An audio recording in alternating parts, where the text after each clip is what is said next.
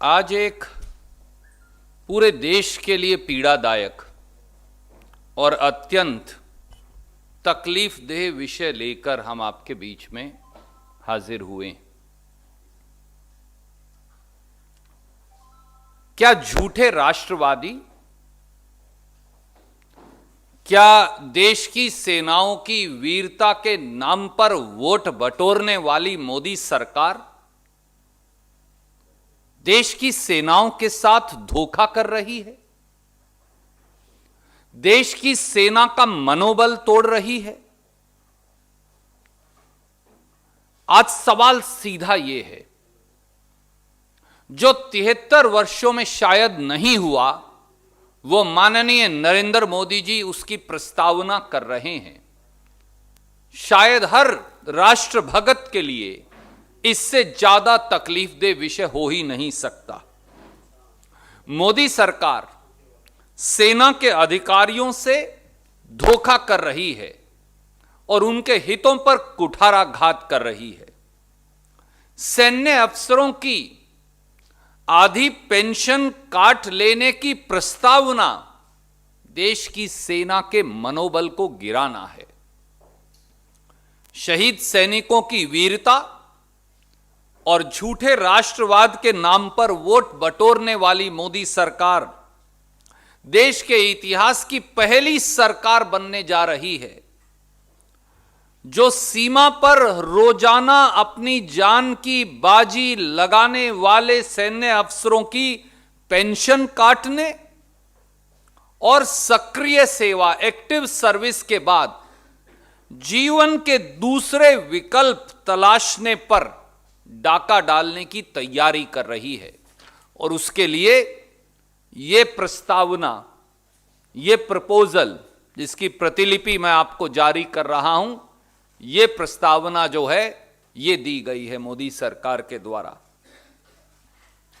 एक तरफ तो स्वांगरच मोदी जी सेना के लिए दिया जलाने की बात करते हैं और दूसरी तरफ साहसी और बहादुर सैन्य अफसरों के जीवन में उनकी पेंशन काट दिवाली के मौके पर अंधेरा करने का प्रयास कर रहे हैं। यही भाजपा का झूठा और असली राष्ट्रवाद है। आइए इसके 5 महत्वपूर्ण पहलू जानें।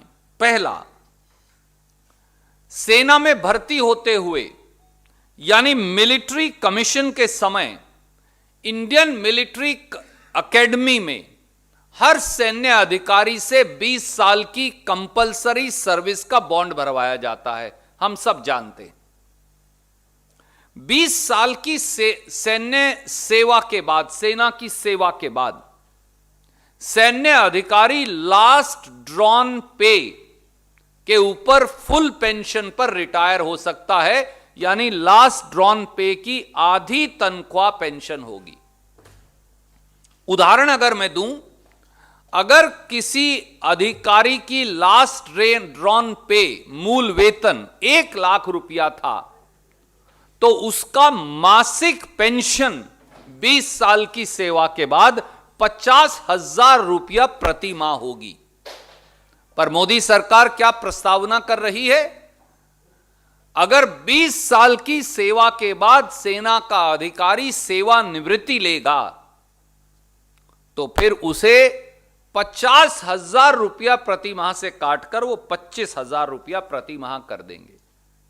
यानी लास्ट ड्रॉन पे जो फुल पेंशन मिलती थी अब उसको आधा काट दिया गया है। साथियों, अपनी जान की बाजी लगाकर देश की सेवा करने वाले अधिकारियों की आधी पेंशन काटने की ऐसी निर्मम और निर्दयी प्रस्तावना केवल सेना विरोधी मोदी सरकार ही कर सकती है। दूसरा, सेना में भर्ती हुए 100 अफसरों में से केवल 65% ही लेफ्टिनेंट कर्नल के पद तक ही सीमित रह जाते हैं। यानी अगर 100 अफसर भर्ती हुए तो 65% केवल लेफ्टिनेंट कर्नल के पद तक पहुंच पाएंगे, उससे ऊपर नहीं। केवल 35% अधिकारी ही कर्नल, ब्रिगेडियर या उससे ऊपर वाले पदों पर जाएंगे।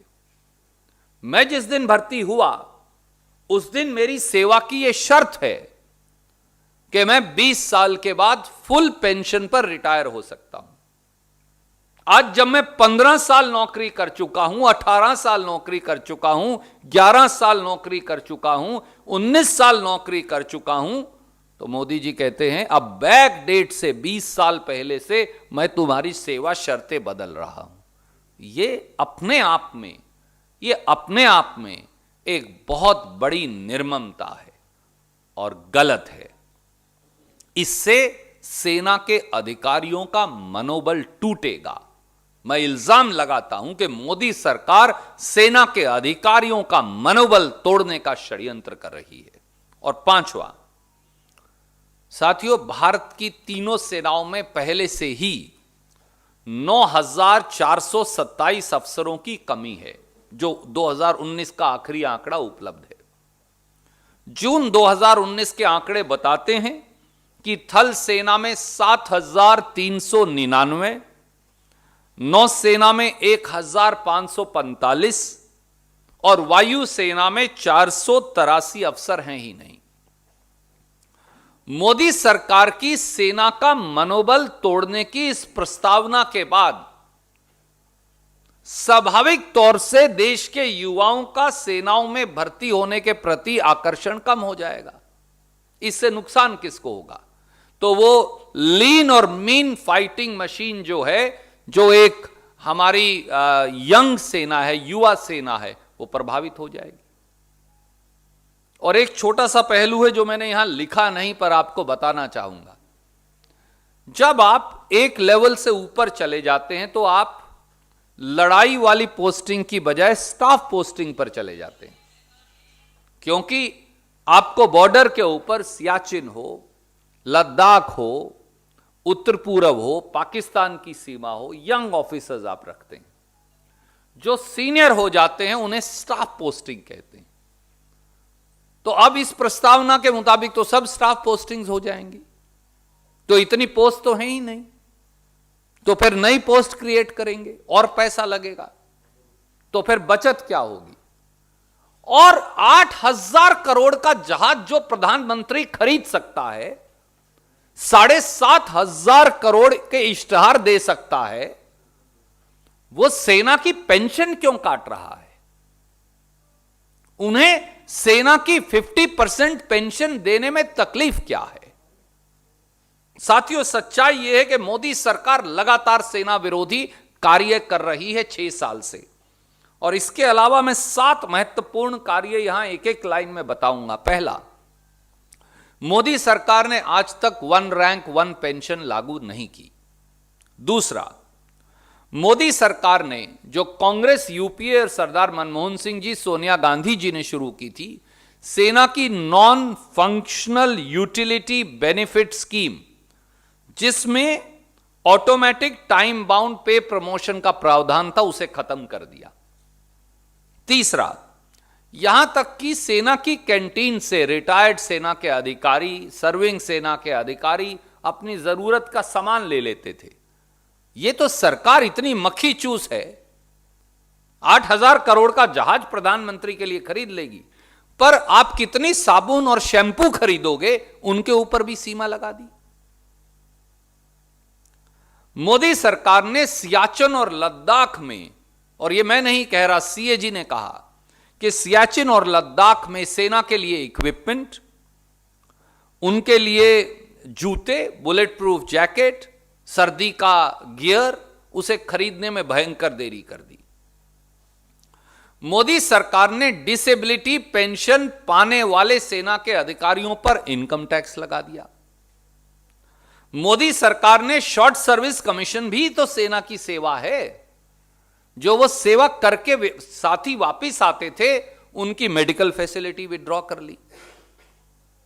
मोदी सरकार ने 70,000 सैनिकों वाली माउंटेन कोर, जो हमने बनाने का निर्णय किया था सरदार मनमोहन सिंह जी के कार्यकाल में, ताकि पूरे चीन की सीमा पर वो लगाया जा सके। पैसों की दुहाई देकर उसे खत्म कर दिया। और अब देश की सेना पर मोदी सरकार के इस ताजे हमले की प्रस्तावना ने झूठे राष्ट्रवादियों का सेना विरोधी चेहरा उजागर कर दिया है। हमारी मांग है कि देश के प्रधानमंत्री मोदी जी सामने आकर इस पर वक्तव्य दें और सेना विरोधी इस 29 अक्टूबर 2020 की प्रस्तावना को बगैर देरी के वापस लें।